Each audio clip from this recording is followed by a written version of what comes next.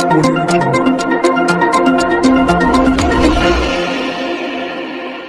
શહેર traffic police બોર્ડની પરીક્ષા આપતો વિદ્યાર્થી બાદલને વારે આવી।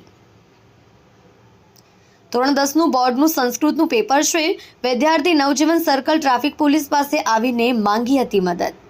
નવજીવન સર્કલ ટ્રાફિક પોઈન્ટ ઉપર પોલીસ કર્મચારી પ્રદીપસિંહ પોતાની ફરજ પર હતા। તે દરમિયાન ધોરણ 10ના બોર્ડ પરીક્ષામાં હું લેટ થઈ ગયો હોવાની વાત કરતા વિદ્યાર્થીને બાદલે ટ્રાફિક પોલીસ પ્રદીપસિંહ પાસે માંગી હતી મદદ।